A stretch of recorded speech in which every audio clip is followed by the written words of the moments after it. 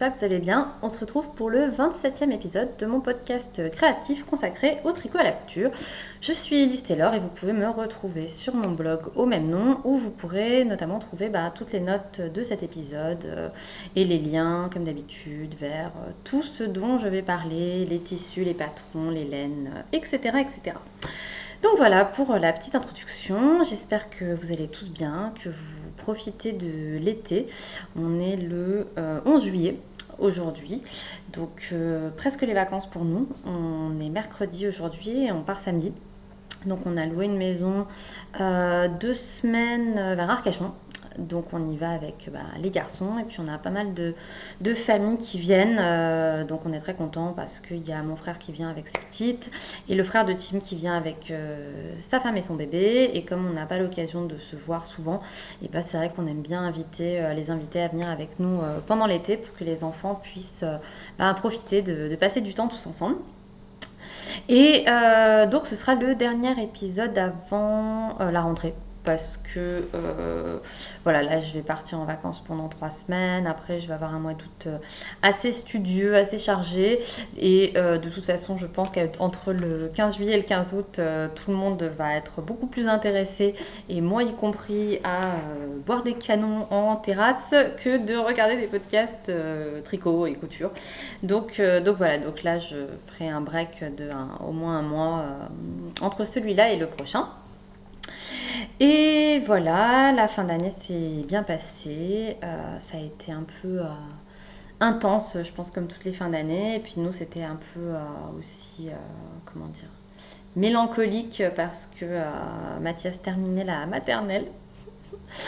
Voilà, ça m'a fait plus d'effets que je ne l'avais anticipé. Voilà, de voir que c'était déjà fini la maternelle, quoi. L'année prochaine c'est le CP, et puis comme on a déménagé, il change d'école, donc il fallait dire au revoir à tous les copains. Il était dans une petite école, donc il avait les mêmes copains depuis 3 ans, ce qui est la moitié de sa vie. Donc voilà, donc pour lui c'est pas facile de changer d'école, c'est pas facile pour lui, donc c'est pas facile pour moi. Et donc voilà, donc là on est bien prêt là maintenant pour les vacances. Et sur ces entrefaits, je vais rentrer dans le vif du sujet. Donc dans cet épisode, je vais changer un peu le rythme habituel. J'ai mon chat qui vient. Qu'est-ce que tu fais? J'ai peur qu'il chope l'ordi qui tient par un miracle de pile de livres, bref. Donc je vais changer l'ordre habituel parce que en fait j'ai pas mal de couture, très peu de tricot. Donc je vais commencer par la couture, puis je ferai la layette et je finirai avec le tricot, parce que comme ça je finirai l'épisode avec le tirage au sort des lots pour le cal, comme ça risque d'être un peu long et que ça intéressera pas tout le monde. Voilà, donc je vous indiquerai chaque partie à quel moment elle est pour ceux qui ne sont pas intéressés par certaines. Les personnes qui n'aiment pas la layette notamment, ce ne sera pas très long. Donc voilà, ne vous inquiétez pas si c'est au milieu de la partie couture et tricot. Pour commencer, donc qu'est-ce que j'ai cousu? Donc j'ai pas mal cousu. Là dernièrement, j'ai 3 projets à vous montrer. Oui, c'est ça. Donc le premier, je vous en ai déjà parlé la dernière fois et j'ai fait un article sur le blog, donc vous l'avez peut-être vu, mais je voulais quand même en reparler un petit peu. J'ai cousu j'ai cousu une nouvelle version du patron Ségur en version robe longue. Voilà. Donc le patron, c'est le top robe Ségur de Cozy Little World. C'est la 3e version que je couds. Et je l'ai cousu dans une viscose Églantine et Zoé.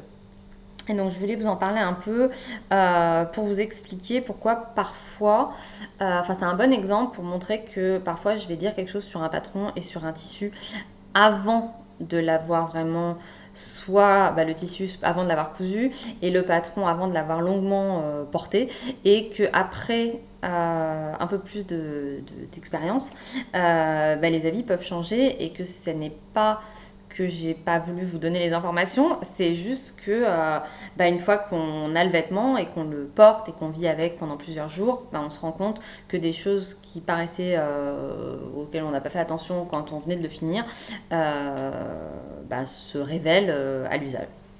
Donc sur ce patron, déjà la première chose donc sur cette robe en fait, la première chose que je voulais dire c'est que la viscose Églantine et Zoé, je ne sais pas si vous vous souvenez quand je l'avais acheté, je vous l'avais présenté, je vous avais dit je l'ai doublé.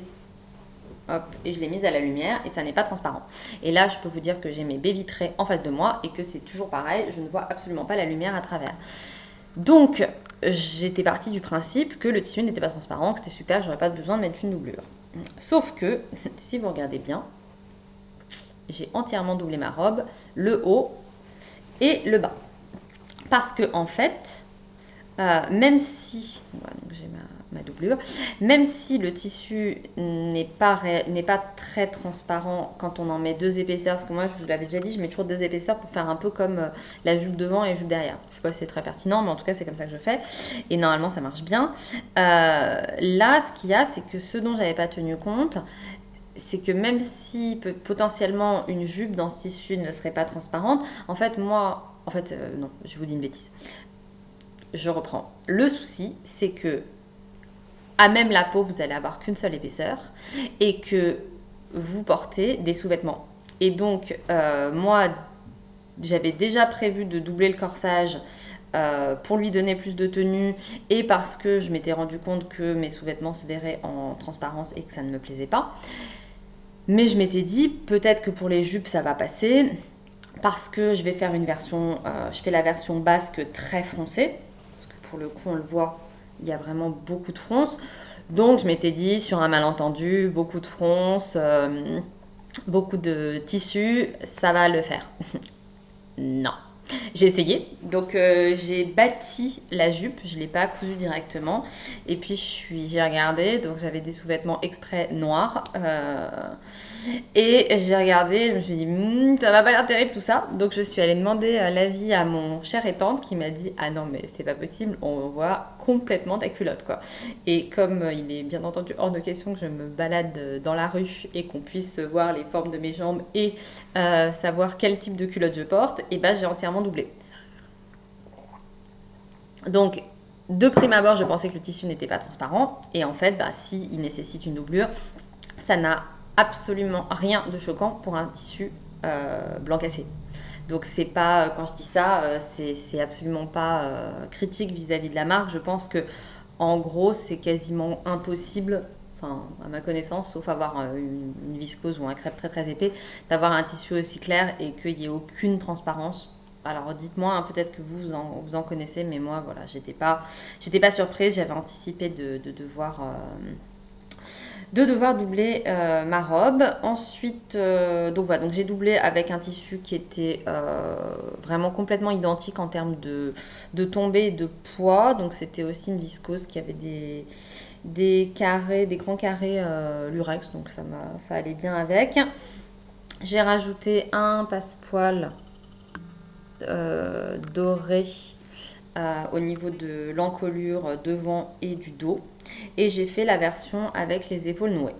Et la dernière chose que je voudrais dire par rapport à ce patron, c'est que je vous avais expliqué que en suivant ma taille, j'avais fait une taille 36 et que à l'usage, voilà, je m'étais tout de suite rendu compte que c'était trop large au niveau de l'emmanchure, et donc j'avais recousu à 1 cm, j'avais enlevé 1 cm, donc j'avais enlevé les marges. Et qu'en bonne feignasse, j'ai repris toutes mes pièces de patron en enlevant le centimètre de marge de couture.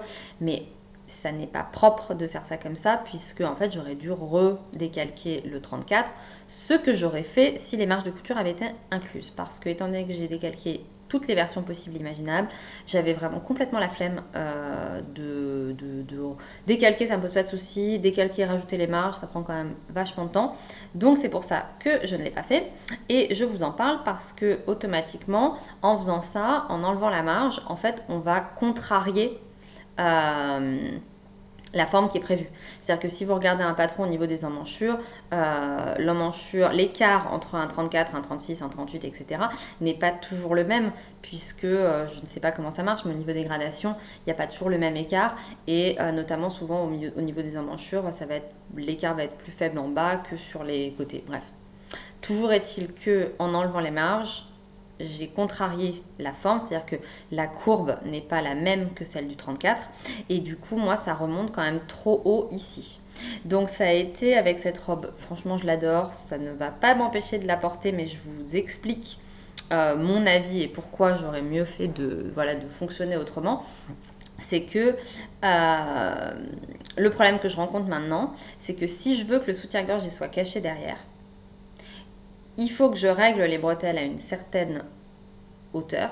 Et quand je fais ça, du coup, devant, je suis un peu étriquée. Enfin, du coup, je sens que ça descend pas suffisamment bas.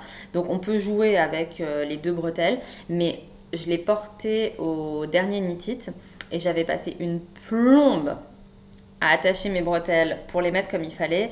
Et en fait, je me suis rendu compte que assez rapidement, ça s'était un peu détendu et que du coup, on voyait le soutien-gorge dépasser dans le dos.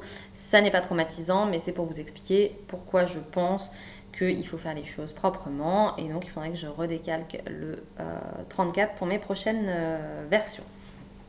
Donc voilà, et donc si vous voulez voir des photos portées, il y en a sur le blog. J'adore. Je suis folle de cette robe. J'ai pas l'habitude de faire cette longueur. C'est pas long jusqu'au pied. J'ai fait au-dessus des chevilles en gros. Mais voilà, je trouve ça super, super joli. J'adore cette robe. Je vais m'attacher mes cheveux parce qu'ils m'énervent. Donc voilà, donc voilà, donc je vous présente, je vous explique un peu les petits soucis, enfin soucis si on peut dire, que j'ai rencontrés au niveau de voilà, ce qui pourrait être amélioré sur cette robe, mais ça reste une robe que j'adore et que je vais beaucoup porter cet été. Ensuite, le deuxième projet fini dont je vais vous parler maintenant, je réfléchis, je vais vous parler de la robe que je porte, parce qu'après j'ai un projet qui va être encore plus long. Je bois un peu de café. Ah oui, et j'ai oublié de dire que c'est la sieste d'Hugo et que je doute qu'il dorme très longtemps. Donc voilà, donc c'est très possible que je sois interrompue comme à l'accoutumée. Donc la robe que je porte, en fait, je vous la montre un peu, même s'il n'y aura pas suffisamment de recul. Je me suis fait une robe, c'est pareil dans le dos, elle est foncée. Je me suis fait une robe un peu style baby doll qui est totalement pompée d'une robe Cézanne que j'ai vue sur la dernière collection. Et je suis partie du corsage de ma robe préférée entre toutes, qui est la robe Clarisse de chez Machine. Je précise, et j'en suis désolée parce que j'en parle souvent, mais voilà, je le dirai à chaque fois, c'est l'ancienne version que je couds. Donc le patron a été revu et corrigé. Et moi, je reste plus enthousiasmée par l'ancienne version que la nouvelle. Donc elle est plus disponible à la vente. Mais voilà, moi, c'est cette version-là dont je vous parle. Et du coup, je sais pas si le corsage est identique sur la nouvelle version. Mais voilà, je préfère vous prévenir que si vous l'achetez, elle est très jolie aussi, hein, bien entendu. Mais ce sera pas la même que la mienne.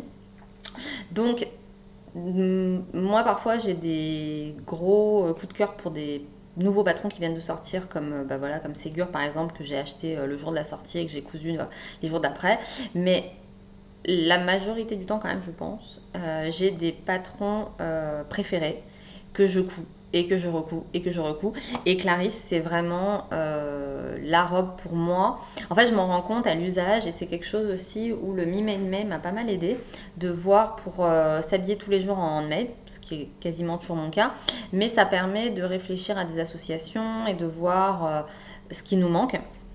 Et moi, ça m'a permis quand même de me rendre compte qu'il y a des vêtements, je le savais déjà, mais là c'était plus flagrant, où c'est vraiment les vêtements sur lesquels je vais automatiquement quasiment chaque semaine ou tous les 15 jours.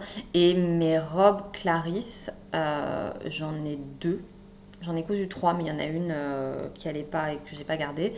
Et j'en ai 2 et je les mets tout le temps. Même 3. Oui, j'en ai 3. J'en ai déjà cousu 4, c'est ma 5e.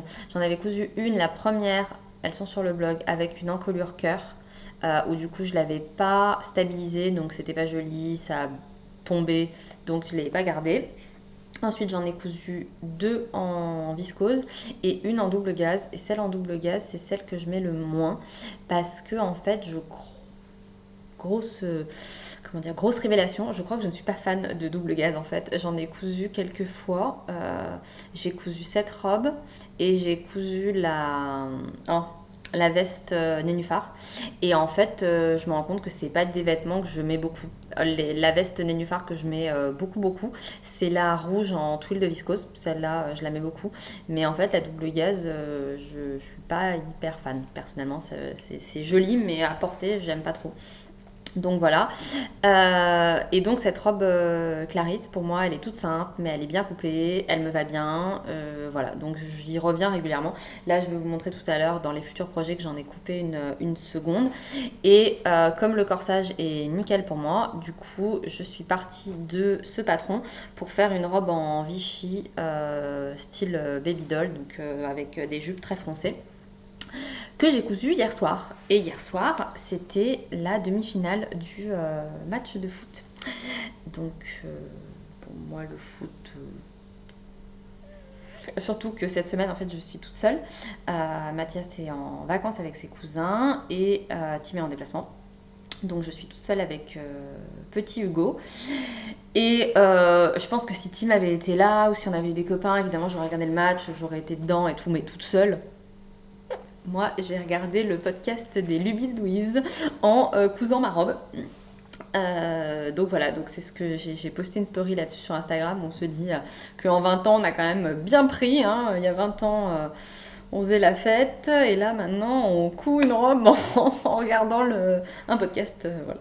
Bref, mais j'ai passé une très bonne soirée et j'ai ma robe que j'aime beaucoup.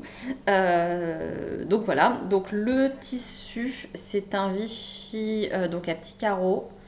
Je ne sais plus où je l'ai acheté, mais vous pouvez en trouver un peu partout. C'est un tissu d'épaisseur popeline, donc il se tient bien. Je n'ai pas grand chose d'autre à en dire. Si ça vous intéresse que je vous dise précisément les modifications que j'ai faites pour arriver à cette version, si vous avez envie de l'avoir en entier, etc., dites-le moi et je ferai un article sur le blog.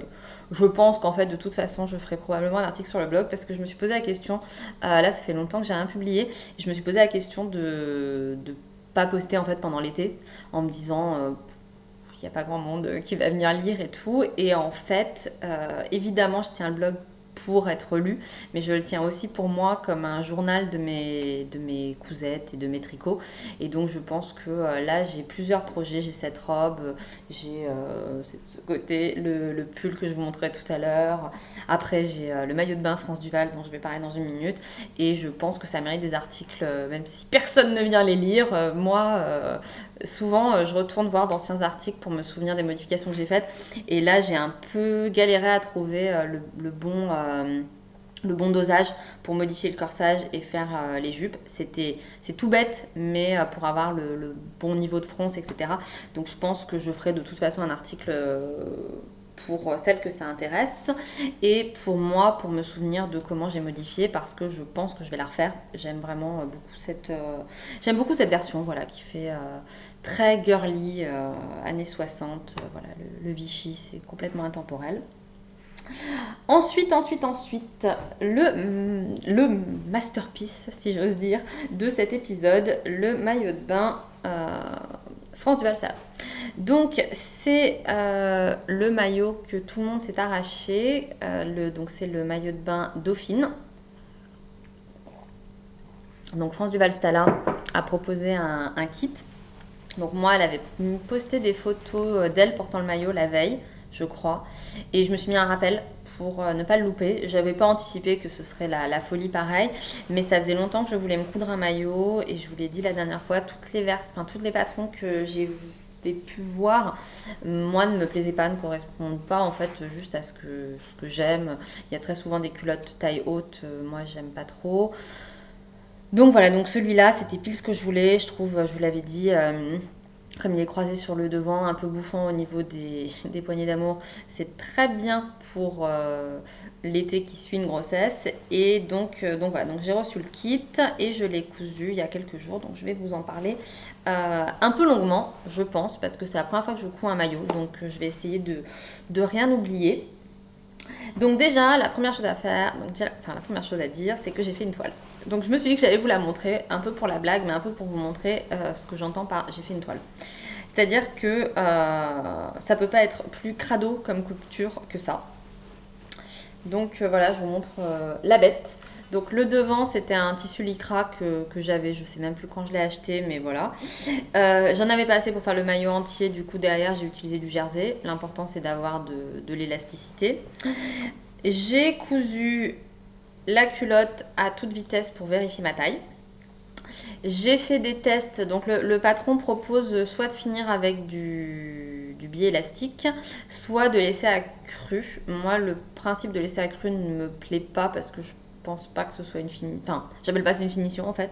Donc je vais aller regarder sur mes maillots de bain du commerce. D'ailleurs, j'en avais pris un. Je suis donc allée. Voilà, il est là. Je suis allée regarder sur les maillots de bain du commerce comment c'était fini. Donc j'ai fait un test d'un côté. Ça s'est révélé catastrophique, ça gondolait à fond, vous le voyez là. Donc ensuite j'ai fait un test avec un biais élastique que j'avais déjà en stock, donc vous voyez que c'est cousu en noir, c'est fait complètement à l'arrache, mais le principe c'est juste de valider que ça va ou pas. De la même manière, je vous montrerai après, j'ai utilisé un fil doré, donc je l'ai testé là-dessus pour voir si ça cousait bien, si ça, voilà, si ça fonctionnait. Après, j'ai fait, on doit faire des fronces sur le devant. Bon, bah, je me suis pas embarrassée à enlever le fil de fronce. Elles sont super cracra, mais le principe, j'ai pas cousu, évidemment, j'ai pas cousu les biais sur le devant. J'ai juste fait les bretelles à la longueur qui était donnée, juste pour vérifier en fait le fit et que ça allait. Donc ça m'a pris pas beaucoup de temps. Et après, au moins, je me disais, quand je vais couper dans mon précieux tissu maillot de bain France du Valstella, je vais pas le flinguer.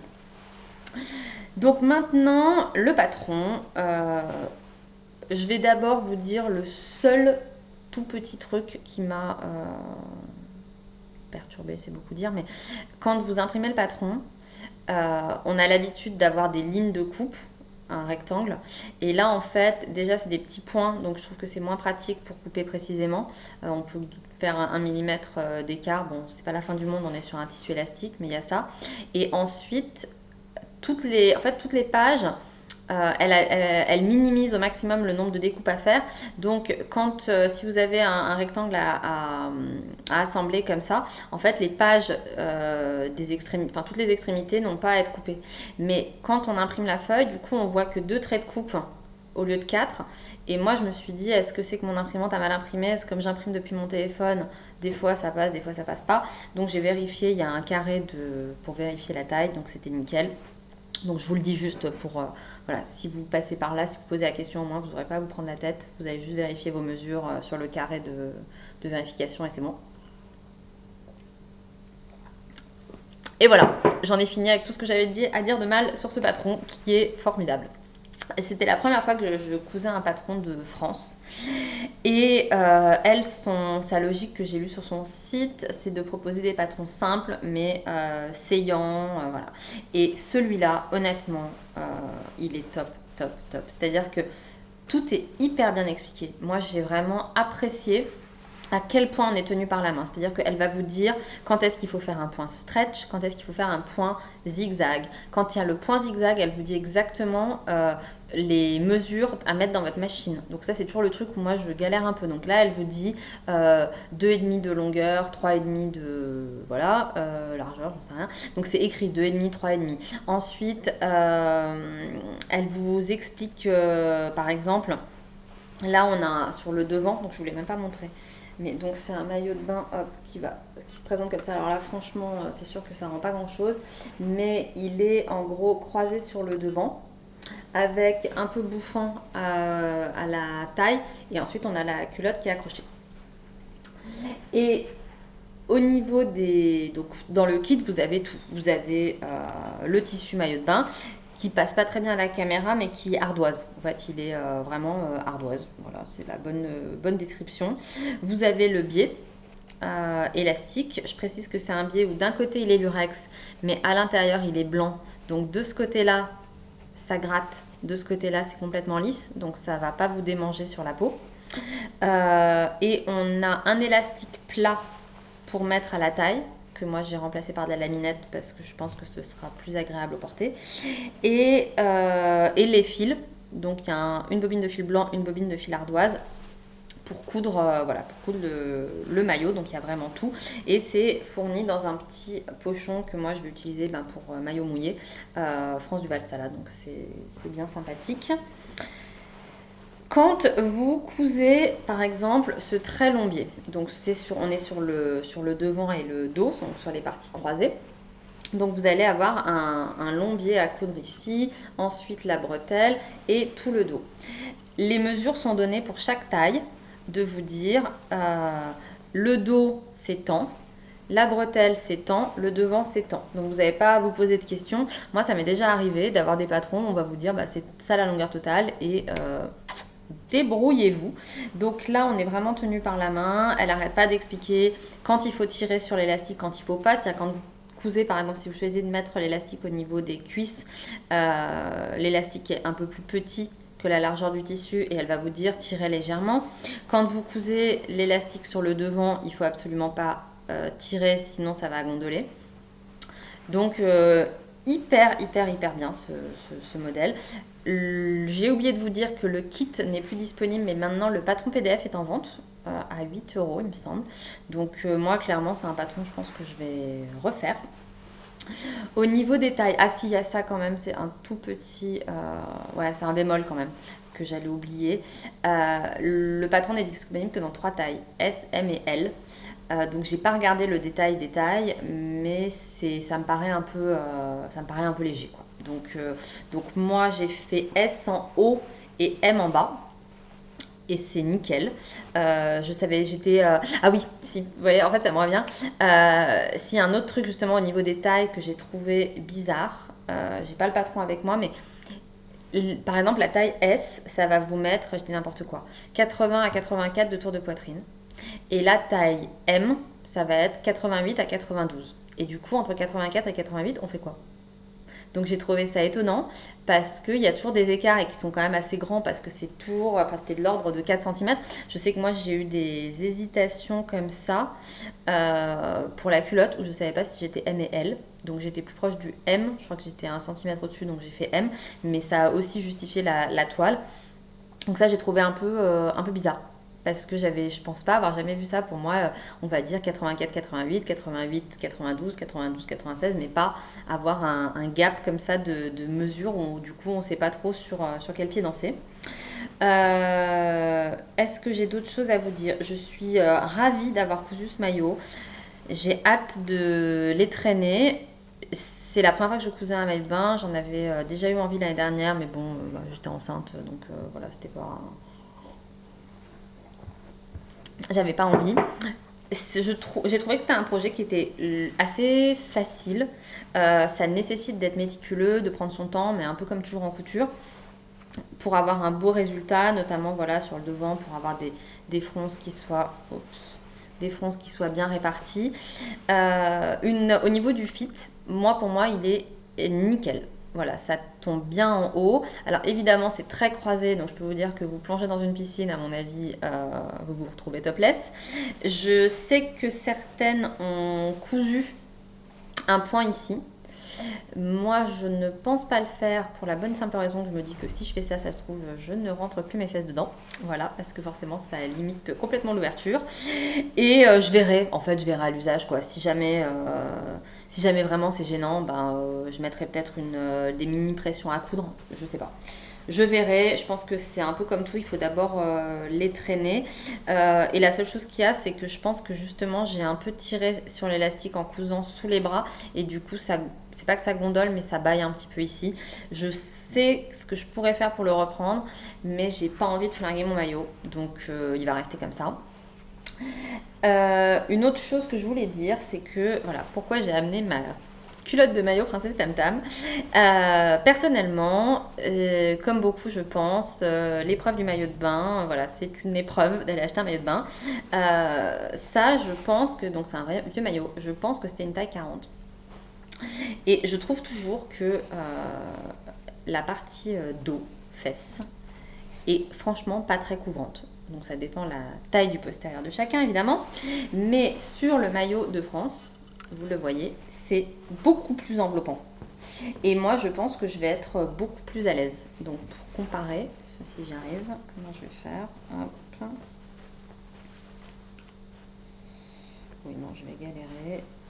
Enfin bref, sur les côtés, c'est beaucoup plus enveloppant que sur les culottes du commerce. Et donc voilà, je suis ravie d'avoir ce maillot. Et je vous disais la dernière fois que je ne savais pas si je ferais un article sur le blog. Et en fait, je pense que si. Pourquoi Pour plusieurs raisons que je vais vous expliquer. Euh, Alors déjà, quand j'ai cousu ce maillot, je suis évidemment allée regarder sur Instagram les photos de celles qui l'avaient déjà fait. Et il y a une personne qui m'a fait rire parce qu'elle avait mis une photo et elle disait on est typiquement sur la photo de je te montre sans te montrer. Et moi, je pense que ce sera exactement ce que je ferai. Je vais certainement pas faire des photos comme je fais d'habitude pour les vêtements, debout, de côté, de dos. Non, je pense pas que j'assumerai, mais je pense qu'il y a moyen de faire des jolies photos quand même pour vous montrer comment ils tombent au bord de la piscine, sur un transat. Bref, je ferai confiance à mon photographe d'élite. Ah oui, tiens, du coup, désolée, je regarde mon maillot et du coup, je pense à un truc. Pour l'élastique côté doré, moi, j'ai pas utilisé le fil blanc qui était fourni. J'ai utilisé pour la canette un fil blanc. Mais sur l'extérieur, j'ai utilisé un fil doré pour machine à coudre. Et je trouve que c'est beaucoup plus joli parce que, bah, du coup, je sais pas si vous allez voir. Euh, Ouais, bon, je sais pas. C'est plus joli parce que du coup, il n'y a pas les zigzags blancs en plein milieu, ça se fond complètement à l'intérieur. Donc voilà, donc c'est un fil Madeira que j'ai acheté en mercerie et qui est doré pour machine à coudre, ça marche très bien. Donc voilà pour ça. Donc je reprends le fil de mes pensées sur l'article. Et surtout, en fait, il y a peut-être 15 jours de ça, Barbara, dont je vous ai déjà parlé la dernière fois, qui est Elpida Cousumain sur les réseaux sociaux et qui a aussi un blog que je vous recommande parce qu'il est très bien et je vais régulièrement lire ses articles. Je vous le dis à chaque fois, je le répéterai à chaque fois. Sur Instagram, on va forcément choisir la plus jolie photo du vêtement à partager. On va juste mettre j'adore ma nouvelle robe. Sur les blogs, que nous sommes encore très nombreuses à tenir, vous allez avoir toutes les explications, tous les retours d'expérience de la couturière. Et moi, j'en lis beaucoup. Je sais le temps que ça prend de faire ça et que c'est des passionnés qui le font. Et ça permet d'avoir des avis honnêtes et des retours sur les patrons, sur ce qui a été modifié. Donc voilà, donc je vous conseille de continuer à aller sur les blogs aussi. Moi, je sais que personnellement, dans le podcast, comme c'est à l'oral, que dans les notes, je mets pas tout. Parfois, j'oublie des choses. C'est pas des choses que je veux cacher, c'est juste que j'oublie de les dire à l'oral. Et dans l'article, normalement, je n'oublie rien parce que je prends vraiment le temps de reprendre le patron, de regarder, de noter les modifications, etc. Ce que je fais pas à l'oral dans le podcast. Donc je reviens à Barbara. Elle a publié un article sur un maillot de bain qu'elle a cousu, qui est le maillot de bain gratuit par Wear Lemonade, dont je n'ai pas retenu le nom parce que c'est pas la première à dire que c'est une cata, ce maillot. Et quand on voit le nombre de modifications qu'elle a dû faire, voilà, bravo pour la persévérance. Et c'était un article que j'ai trouvé personnellement émouvant et qui m'a parlé parce qu'elle expliquait que elle était très complexée et que du coup elle prenait sur elle de se montrer dans un peu cette mouvance qu'il y a eu cette année sur les réseaux sociaux, de dire il y a eu un hashtag qui était objectif bikini ferme ta gueule, qui est bon. Voilà. Qui pourrait être un peu plus en nuance, on va dire, mais le principe c'est de dire que ras-le-bol, et je suis d'accord, d'avoir des magazines qui vont se jouer toute l'année de empowerment pour les femmes, de égalité homme-femme, etc., et qui 3 mois avant l'été vont vous sortir le numéro objectif bikini, perdez 3 kilos, etc. Et du coup il y a je pense que c'est une blogueuse, mais je ne sais pas qui exactement, lifestyle ou mode, hein, pas dans le do it yourself, qui a lancé ce hashtag pour dire c'est bon. Voilà, moi j'avais déjà vu une phrase qui dit comment c'est qu'est-ce que c'est qu'un corps enfin, c'est en anglais, mais du coup, en gros, l'idée, c'est quoi un corps pour aller à la plage, c'est quoi le corps parfait pour aller comment, enfin voilà, quel est le bon corps pour aller à la plage. Et mets ton maillot, va à la plage, c'est bon quoi. Point. En fait, il n'y a pas de corps parfait.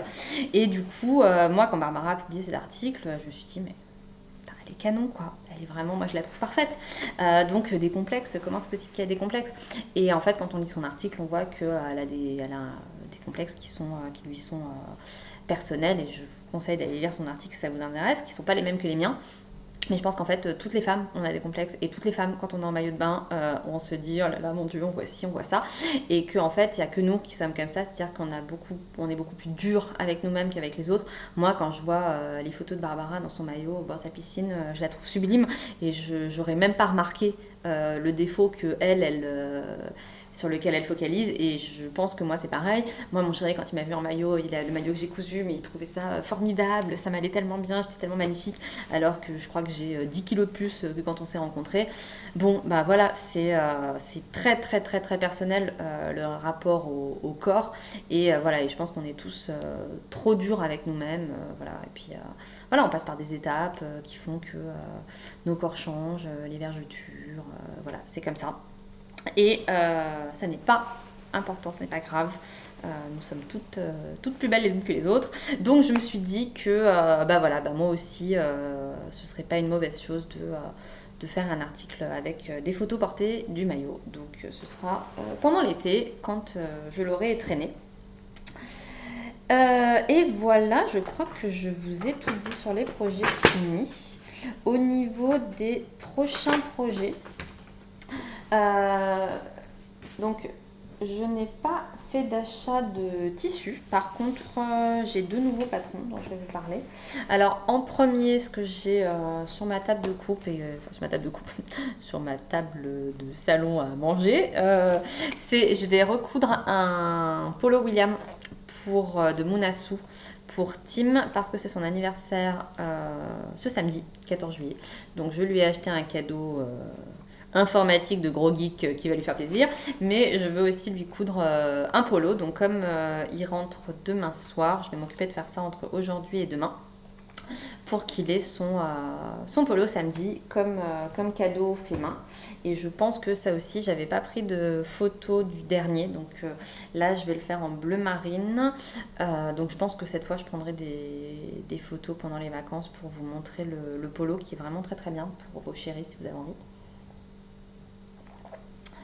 Ensuite, j'ai commandé le patron de la robe Romane, de la marque Chez Machine.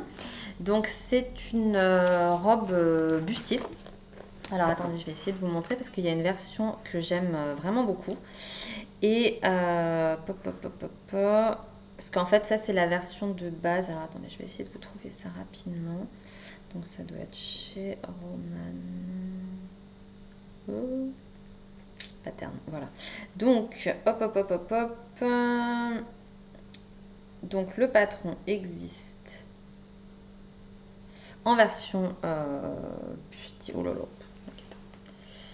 En version bustier simple, mais il y a une autre version. Hop. Bref, il y a une version où le cache-cœur le bustier est droit, avec un volant sur le devant et qui est plus bouffant à la taille. Donc j'adore les deux versions. Et c'était un patron sur lequel moi j'avais vraiment bien craqué l'année dernière quand il était sorti.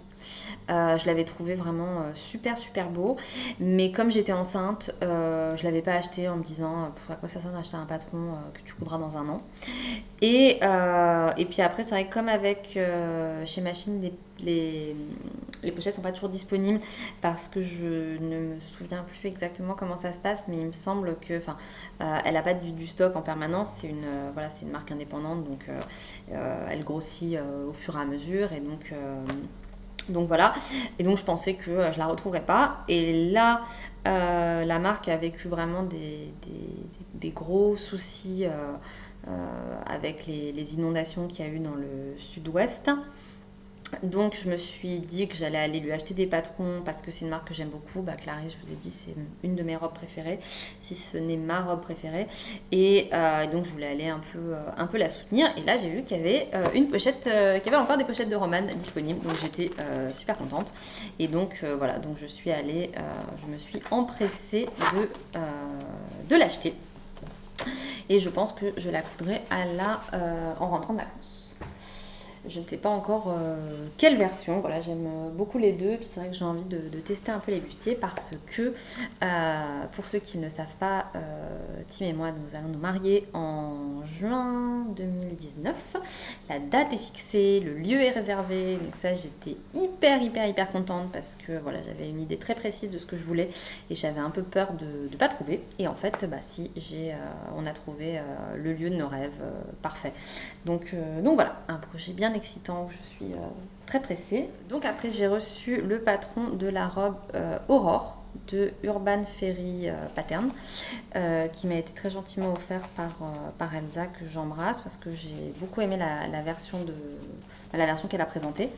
Le dessin technique n'est pas très parlant. Si j'y arrive, j'essaierai de vous insérer une photo, sait-on jamais, parce que je n'arrive absolument pas à faire la mise au point quand je vous montre sur le téléphone. Donc c'est une robe avec des découpes princesses qui est fendue sur le devant et dans le dos. Donc ça, moi, je vais l'enlever. Je vais faire, je pense que je vais plus l'évaser, mais par contre, pas faire les fentes. J'y arrive. Et ensuite, il y a donc on peut nouer des pans sur le devant ou dans le dos. Et donc voilà, donc je ne sais pas encore dans quel tissu je vais la coudre, mais c'est sûr que je ne vais pas traîner parce que je la trouve très jolie.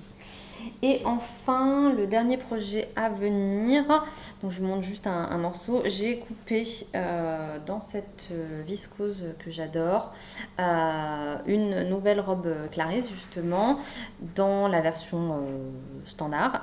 Et je vous avoue que je me demande un peu ce que ça va donner parce que ce tissu est vachement élastique. Donc je vous laisse regarder.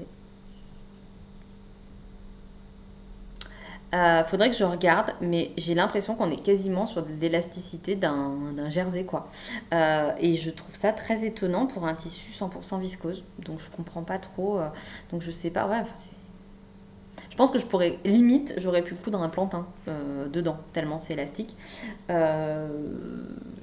Donc je me demande un peu ce que ça va donner. Voilà, une fois cousu, je sais pas trop. J'ai peur que ça se déforme. Je pense qu'il va falloir le stabiliser. Enfin, ouais, j'ai été surprise quand je l'ai cousu, donc je le trouve super joli, mais à voir ce que ça donne. Donc je vous dirai ça la prochaine fois. Donc je vous ai tout dit en couture et je vais pouvoir vous parler un peu layette. Donc j'ai cousu quelques petites choses pour les garçons. Donc d'abord, je ne sais pas si vous vous souvenez, j'avais reçu du tissu de chez Katia Fabrique. Donc je le remets dans le bon sens parce que ils sortent de la machine. Donc j'ai cousu pour Hugo et Mathias. Donc d'abord j'ai cousu une fois de plus une combi Lisboa pour Hugo. Donc cette fois j'ai fait la version manche courte et sans manche. Voilà, donc au niveau du col, moi je fais toujours le même, je trouve que c'est celui qui est le plus mignon. C'est un petit jersey de coton à rayures rouges avec des petits crabes qui sortent. Je le trouve absolument adorable. Hugo est juste à croquer, trop mignon quand il le porte avec ses gros bras et puis ses grosses cuisses, juste trop mignon. Le jersey est de bonne qualité, enfin il a une bonne élasticité mais il se tient bien, donc vraiment aucun problème pour le coudre, donc je vous le recommande. Et ensuite j'ai cousu un t-shirt Marcel, donc toujours d'Icati dans celui-là, donc c'est toujours de chez Katia Fabrique. Donc c'est un jersey gris avec des guitares électriques pour mon petit garçon qui veut faire du rock'n'roll plus tard. J'ai mis du bord-côte noir au niveau du col et c'est assez marrant parce que le tissu n'a pas le même tombé. Il est beaucoup plus souple que l'autre, donc il est très bien, mais il est un peu moins épais, il est un peu moins rigide. Donc bon, c'est pas un souci, c'est juste, je pensais que ce serait exactement les mêmes. Donc voilà, donc des patrons que j'ai cousu, recousu. Lisboa, je crois que j'en ai cousu 6 ou 7. Et Marcel, j'ai dû en faire au moins une dizaine parce que je lui en fais 4-5 quasiment chaque saison. J'ai été interrompue par l'homme de ma vie, donc je reprends. Donc ensuite, j'ai cousu pour Hugo un petit sweat Sintra, toujours d'Icati. Donc c'est dans un jersey renard qui vient de chez Tissu Price. Voilà, donc j'ai fait comme d'habitude. Donc j'ai mis des pressions Helvelican Design. Et j'ai fini avec du bord côte. C'était du Atelier Brunette. Puis allait bien avec. Donc c'est du gris anthracite. J'ai fait une taille 12 mois. Voilà, je l'ai déjà cousu. J'en ai cousu 4 de ce patron. Donc voilà, mais il est super. Donc à l'heure actuelle, il fait super chaud, donc il ne le met pas. Mais voilà, dans quelques mois, ce sera très bien. Le jersey, le jersey, le molleton se coud très facilement. Il est très joli. Enfin, vraiment, voilà, rien de particulier à en dire. Et avec les autres tissus que j'avais reçus, donc qui m'avaient été offerts par Tissu Price voilà, pour vous donner mon avis sur leur tissu. J'ai cousu une nouvelle turbulette d'été. J'ai envie de dire qu'il était temps, hein, on est mi-juillet, donc voilà. Donc il va pouvoir en profiter. Je pense que moi c'est un bébé qui a vite chaud, donc je pense qu'il va en profiter au moins jusqu'à mi-septembre, fin septembre. Donc c'est une sorte de popeline de coton imprimée avec des petits animaux de la forêt. Et à l'intérieur, j'ai mis un jersey orange qui vient aussi de chez Tissu Price. Voilà, et j'ai fermé avec des pressions cam. Donc je n'avais pas d'orange et je n'allais pas en acheter juste pour ça, donc j'ai mis du jaune. Si je peux vous donner un conseil, c'est d'entoiler. Parce que moi, du coup, les turbulettes, je passe un peu vite, mais comme je vous en ai déjà parlé plusieurs fois, mais je le redis quand même pour ceux qui n'auraient pas vu les précédents épisodes, je double toujours avec du jersey parce que je trouve que c'est plus agréable sur la peau pour les petits, surtout en ce moment où ils dorment en body. Donc voilà. Mais les pressions cam en plastique, c'est pas du tout recommandé pour le jersey parce que ça va tirer dessus et ça va finir par déformer le tissu et potentiellement la pression ne va pas bien tenir et ça peut être dangereux pour votre bébé. Donc moi j'ai entoilé, ce qui permet voilà, de rigidifier et de stabiliser votre tissu. Donc voilà, donc une turbulette très grande parce que mon bébé est très grand maintenant, il a 8 mois, il grandit beaucoup trop vite à mon goût. Donc voilà, donc les tissus Price, c'était la première fois que je cousais avec et je les ai trouvés très bien. Je vous mettrai tous les liens sur le blog.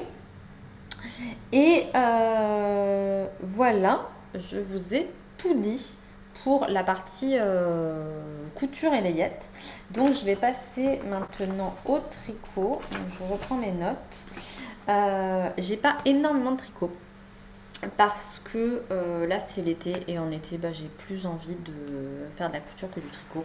C'est comme ça depuis que je couds et tricote, c'est-à-dire que en hiver j'ai toujours une phase quand il fait vraiment très froid où je couds quasiment plus rien et ensuite en été j'ai une phase où je tricote quasiment plus rien. Donc bon, j'ai quand même 2 projets finis à vous montrer, donc c'est pas non plus comme si j'avais absolument rien fait. Voilà, donc en premier j'ai fini mes Rita Socks et je vais passer rapidement dessus parce que je vous avais dit que je ferais un peu un épisode dédié chaussettes pour vous donner mon avis et tout, et je le ferai plus tard parce que je veux tricoter d'autres paires pour tester d'autres techniques et donc vous en parler plus longuement. Ce patron, c'est les Rita Socks de Daniel Yorg, c'est Dani, enfin c'est Little Bobbin sur les réseaux sociaux, qui m'a été offert par mon amie Isabelle Fluffy Fiber, que j'embrasse et que je remercie parce que forcément du coup ce patron a une saveur toute particulière à mes yeux. Je l'ai tricoté dans de la laine The Wool Barn, qui était un coloris unique, donc c'est la laine à chaussettes et donc c'est un mauve avec des speckles et qui a du doré, donc je sais pas trop si vous allez en voir, mais bon c'est très il y en a assez peu, enfin moi j'aime bien parce que du coup ça fait pas strass et paillettes. Le patron est formidable, il est extrêmement bien écrit. Les patrons de chaussettes parfois c'est hyper succinct, faites le talon, machin. Celui-là il est hyper détaillé, il y a 3 vraies tailles. J'insiste parce que il y a d'autres patrons où on vous met 3 tailles, mais en fait, par exemple, le point de dentelle ou le point texturé, il va être que dans une seule taille, donc en gros, il n'y a pas vraiment 3 tailles. Là, il y a 3 vraies tailles, c'est-à-dire que le boulot que Dany a fait pour ce patron est quand même vraiment impressionnant, à savoir que par exemple, il y a 3 chartes de dentelle en fonction de la taille que vous faites. Tout est adapté par rapport à la taille qui est faite. Tout est hyper bien décrit. C'est un talon renforcé. Moi, c'est la première fois que j'en faisais un. J'avais un peu entendu dire que c'était plus pénible que les talons après coup ou le fish lips Kessil. J'ai pas trouvé. Et personnellement, je préfère. Je pense. Alors bon, je pourrais vous le confirmer après avoir porté mes chaussettes cet hiver, mais je trouve que ça tient beaucoup mieux en place, ça tient beaucoup mieux au pied. Enfin, pour moi, ça a été un peu une révélation de la chaussette, je dois dire, le talon renforcé. Et j'ai pas trouvé du tout que c'était difficile à faire. Enfin, peut-être que j'ai de la chance et que je suis tombée sur un patron qui était particulièrement bien expliqué, mais il n'y a rien de très compliqué. Il suffit de suivre les explications. Voilà, un super patron.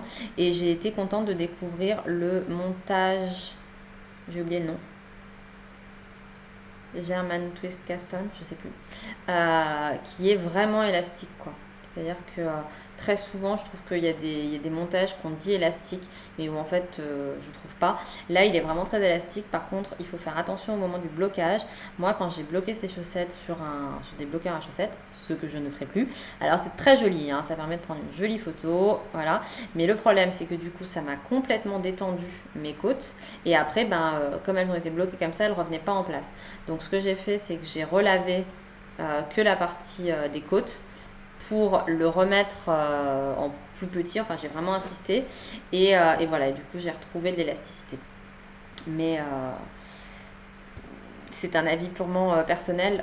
Les bloqueurs à chaussettes, voilà, je trouve que c'est un joli accessoire, mais je trouve que l'utilité est quand même un peu questionnable. Et là, je vois que j'ai une maille qui s'est barrée. Bon, heureusement que je m'en rends compte, je vais pouvoir réparer ça tout à l'heure. Il me reste de la laine. Voilà, voilà, je sais pas ce que j'ai fait. Et ensuite, j'ai fini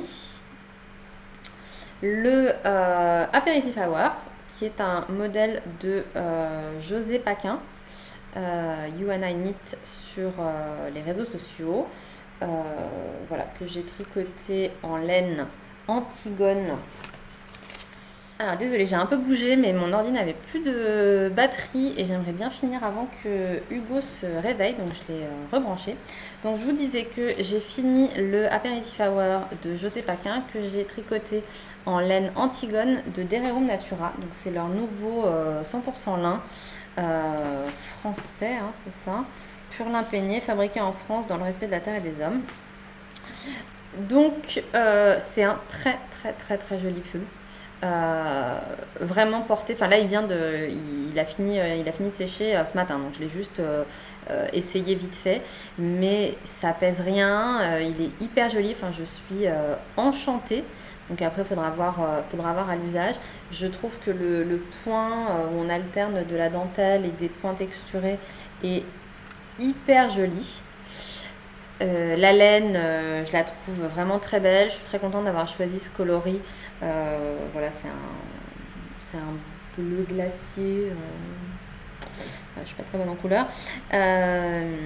J'ai bien aimé tricoter le lin. J'ai pas eu de soucis. Je vous avais dit que je pensais que ce serait plus un projet que je tricote pour le projet fini que pour le process. Et en fait, finalement, j'ai pas eu de gros soucis à tricoter le lin. Après, c'est vrai que je conseille quand même, je pense, de tricoter ce projet-là, enfin un projet en lin, ou en coton d'ailleurs, c'est un peu pareil, en alternance avec un projet en laine. Parce que comme la fibre de lin n'a aucune élasticité. Vous voyez, là je tire, je peux vous dire, ça ne bouge pas. Du coup, à tricoter, moi, ça me demandait quand même de beaucoup plus forcer sur mes mains pour aller attraper le fil. Et à la fin du projet, par exemple, quand j'ai eu à faire beaucoup de mailles torse, j'avais vraiment mal aux mains. Et carrément, ça m'a déclenché une mini tendinite. On va pas en faire des caisses non plus. Là, je suis un peu sensible à ça parce que à force de porter Hugo et de maintenir sa tête quand il était bébé, on se crée souvent, enfin mon docteur avait appelé ça la tendinite de la jeune maman, quand j'avais eu Mathias, où j'avais eu vraiment très très mal dans la main gauche, et là ça m'a refait ça. Donc quand j'ai commencé à avoir mal, j'ai tout de suite, en fait j'ai arrêté de tricoter, et puis j'ai tout de suite repris, refait les traitements que mon médecin m'avait donné à l'époque pour Mathias, je m'en souvenais, et du coup en 24 heures la douleur était repartie, était partie, et du coup après j'ai pu finir mon pull et j'ai absolument pas mal, mais il faut quand même se méfier, si vous avez mal, c'est qu'il y a une inflammation, et je ne suis pas médecin, je n'y connais rien, mais il faut quand même pas l'ignorer, parce que après ça peut clairement dégénérer. Donc même si moi j'ai bien aimé tricoter cette laine, cette fibre, et c'est quand même pas du tout aussi facile, et on force quand même plus sur les mains. Donc si jamais vous avez déjà de temps en temps des douleurs quand vous tricotez beaucoup, je vous conseille d'alterner avec de la laine. Moi j'ai eu peur quand j'ai commencé à avoir mal, je me suis dit oh là là, j'espère que et même alors que j'avais mal en tricotant le lin, si je prenais de la laine, du mérinos, j'avais plus mal, parce que j'avais beaucoup moins à forcer pour attraper le fil. Donc voilà, c'est juste un petit retour que je vous fais. Je prendrai des photos de ce pull pour vous le présenter sur le blog porté pendant les vacances. J'essaierai de prendre de jolies photos pour bien mettre en valeur ce modèle où je suis mais absolument ravie. Je suis plus ravie que ce que je pensais. C'est-à-dire que je me doutais qu'il allait me plaire. Je ne pensais pas qu'il me plairait à ce point. J'ai tricoté, je pense, la deuxième taille. J'ai fait aucune modification sur le corps, sur le motif ou quoi. La seule modification que j'ai faite, c'est que j'ai fini le bas par des côtes torse. Alors que normalement, il y a Enfin, je sais pas exactement comment il est fini, mais je pense qu'il y a un I-core pour le nouer. Enfin, moi, pour le coup, ça me plaisait pas. Et là, je trouve que c'est joli, parce que le pull, comme vous le voyez, il est quand même très ample. Donc, boxy forever, dans mon cas. Et c'est vraiment, je trouve que c'est joli comme ça. Je ne peux que vous recommander ce modèle et cette laine. Au niveau du blocage, on m'a posé de nombreuses fois la question de savoir est-ce qu'il faut bloquer du coton et du lin. Moi, je sais que ce genre de pull, quand on le bloque, ça va pas le faire gagner ni en largeur ni en longueur, ça bouge pas. Par contre, je trouve que ça lisse quand même les mailles. Donc pour moi, ça vaut le coup. Je l'avais mis d'abord à sécher sur mon tapis de blocage, et ça ne séchait absolument pas, parce que je pense que la fibre devient très très lourde quand elle se gorge d'eau. Donc je l'ai mis à plat sur mon étendage à l'extérieur, et il a séché à toute vitesse. C'est-à-dire qu'en fait je l'ai mis à sécher, donc hier soir je l'ai récupéré quand je suis allée me coucher à minuit et demi, et je l'ai mis sur l'étendage dehors pendant la nuit, donc en plus il faisait pas particulièrement chaud, et il était sec ce matin. Donc je pense qu'il avait juste besoin de s'aérer. C'est pas forcément les mêmes. J'aurais pas fait ça avec de la laine, parce qu'en plus il y aurait eu trop de risques que ça, de la laine, que le poids fasse changer le détendre l'ouvrage. Donc je n'ai pas d'achat de laine, et je n'ai pas pour le moment de projet en cours, parce que de toute façon pendant l'été j'ai 3 projets que je compte mettre sur mes aiguilles. Je pense pas que je les aurai tous finis d'ici fin août, mais dont je peux pas vous parler. Donc finalement c'est très bien qu'il y ait une coupure dans le podcast, parce que comme ça à la rentrée je pourrais vous montrer ce que j'ai tricoté pendant l'été. Et voilà, et donc on arrive à la dernière petite partie où je vais faire le tirage au sort du Cal loose. Donc je voulais encore vous remercier pour toutes vos participations. Je suis allée regarder le fil des projets finis, et puis alors vraiment il n'y a que des merveilles. Ça me donne envie de faire encore plein de nouveaux boxy.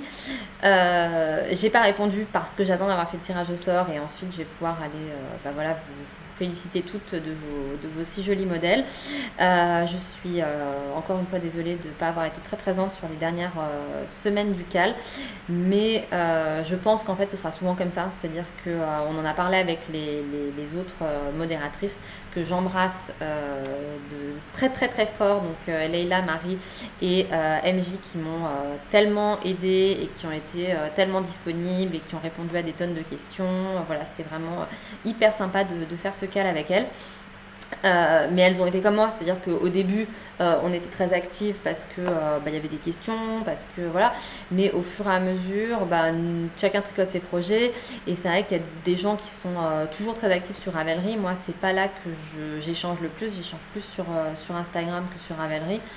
Donc je pense que en gros, ce sera toujours un peu le cas que les 6 premières semaines d'un cal, je serai très active et ensuite sur la fin, un petit peu moins. Donc j'espère que vous ne m'en tenez pas rigueur.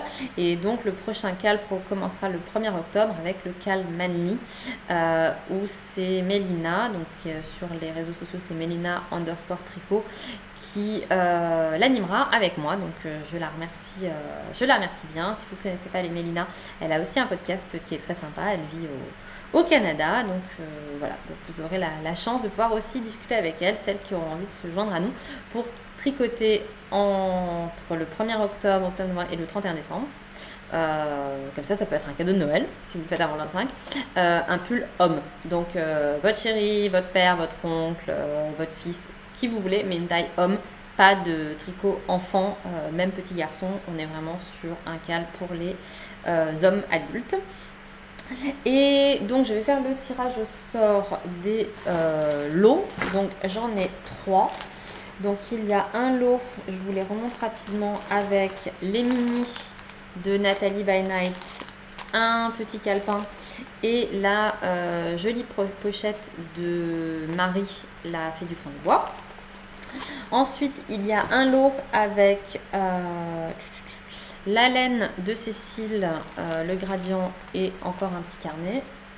Et le dernier lot, ce sera le cadeau de Madeleine, qui est le Interpretation 6 de Rory Locatelli et Vera Valimaki, et un carnet, et aussi, alors est-ce que c'est bien ceux-là? Oui, et j'avais acheté, je vous les avais jamais montré il me semble, une boîte d'anneaux marqueurs de chez Lily Comme Tout, avec, alors il y a à peu près 0 chance que j'arrive à vous le montrer, mais bon, qui sait, hein, j'y crois, où le principal,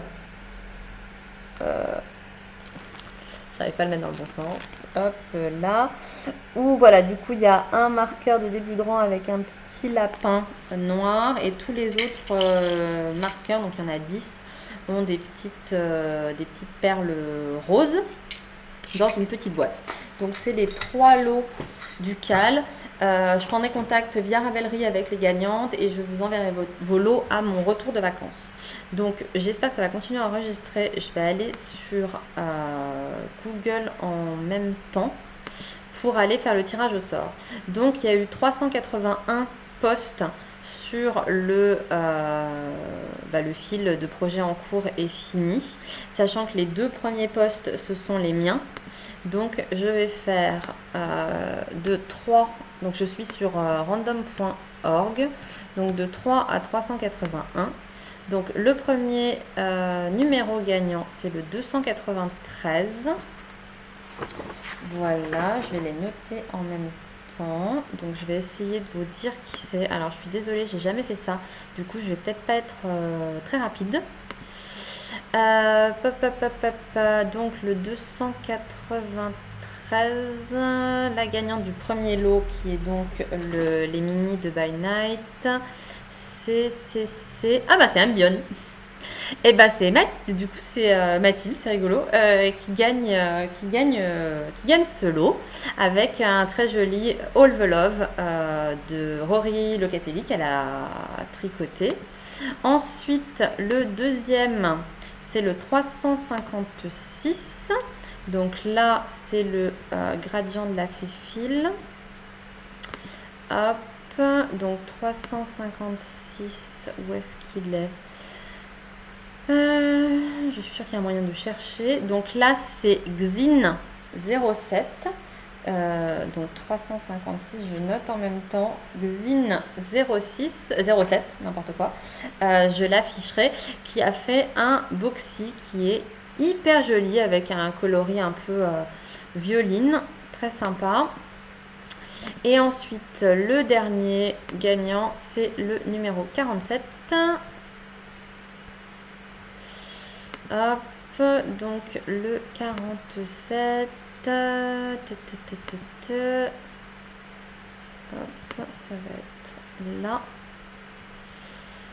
Et donc, hop, 45, 46. Donc le 47, c'est Valou Tricot.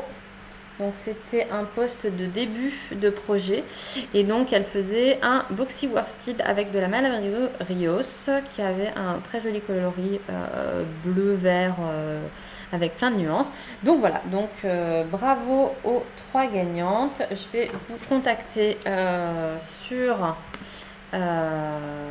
Ravelry, sauf Mbion à qui j'écrirai directement sur Instagram. Et voilà, donc j'espère que ça vous fera plaisir. Et puis on se retrouve, j'espère, très nombreuses cet automne pour tricoter pour nos hommes. Je vous embrasse tous très fort. Je vous souhaite un merveilleux été, de belles vacances à ceux qui ont la chance d'en prendre. Plein d'apéros et de barbecue pour tout le monde, vacances ou pas. Voilà, du soleil à gogo, des baignades, de la mer, des apéros. Voilà, c'est tout le mal que je vous souhaite pour les semaines à venir. Et on se retrouve, je pense, fin août pour la suite de ce podcast. Donc voilà, à très bientôt.